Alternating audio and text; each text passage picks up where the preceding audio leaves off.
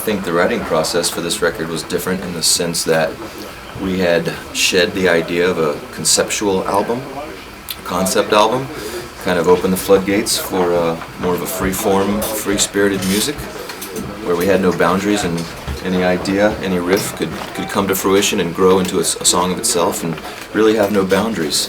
Just had more fun and just, opened up the floodgates.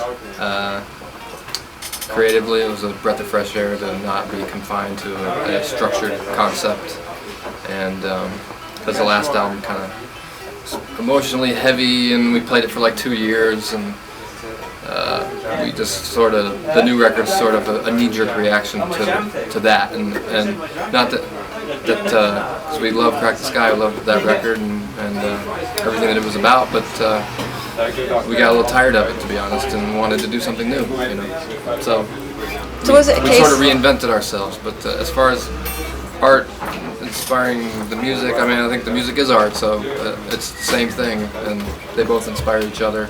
As far as the subject matter, I was really inspired by the fact that we weren't doing a concept album, that we could kind of visit all these different interests or subject matter that wouldn't have been able to fit into the confines of the storyline. So did you all sort of have ideas and riffs and come together and just jam it out, or? Pretty much. I mean, there's a lot of different ways that it happens with us. You know, somebody will be working on something at home and bring it to the class, so to speak, and we'll work on it together and build it up and maybe add some things here and there, or take some things away. But and sometimes they're born out of just jamming in the space together. Someone comes in super stoned and plugs their guitar in and starts playing, and we all start playing, and lo and behold, you got a song 15-20 minutes later. Wicked. And where did you do most of the writing of the album? Because I read somewhere it was while you were on tour. Yeah, during the Alice in Chains Deftones tour, we had like practice amps set up backstage, and the guitar players in the band would go back and just jam around, and we were just recorded little bits and pieces along the way, and probably a month later we had a good skeleton for the whole record. Wicked. Or a good starting point, at least, you know. And where was the album recorded? Where were the drums recorded? The drum tracks, this guy's drum tracks were recorded at the legendary studio called Sound City in Los Angeles, California. That was quite a treat. A lot of our favorite records had been recorded there. The bulk of the Tom Petty catalog, Fleetwood Mac's catalog, Holy Diver, Devo's Holy Diver. Devo's Holy Diver. Devo? No, Dio. Oh yeah, that dude.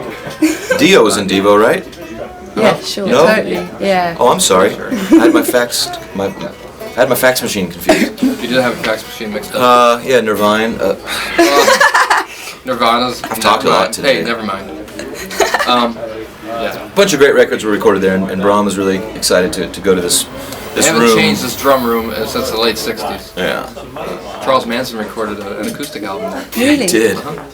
Awesome. Is there This any is sort of wild. like relics of him being there? No, but there are bullet holes in the back wall where some of his, what we were told is that his master tapes, the actual 2-inch analog tapes, were stored in the tape room in the studio, and some of his friends, or he and a group of him, or him and his friends or something, they were trying to shoot the door unlocked to get in late at night to steal the master tapes, and these bullet holes are still there. Yeah. I mean, it's unchanged. This whole entire building since the late '60s.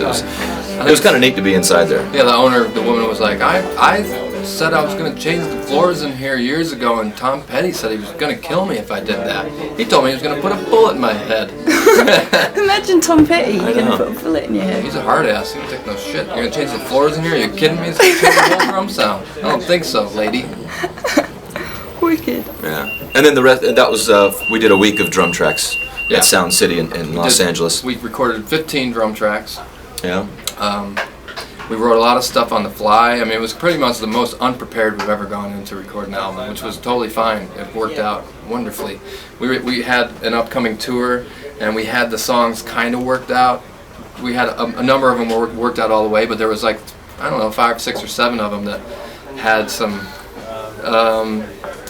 pieces missing, you know. We needed to figure those things out, and we said, let's just figure them out at the studio and see what happens. The whole record and the whole recording process was just sort of an experiment almost. Like, let's see if we can do this completely different than what we've done before, which is be super uber prepared to go into the studio and record everything. This time we went in a little bit on the seat of our pants because we had a tour coming up in June and it was the end of April, and we needed to get going. You know, if we were going to be done, we just basically said, let's see how far we can get. Let's at least get the drum tracks down and start with all the guitar tracks and see, you know, how much lyrics we can come up with. So I'm pretty. We definitely surprised ourselves in the amount of stuff that we came up with in the studio, and then we were able to pretty much finish everything like 2 days before we left for tour.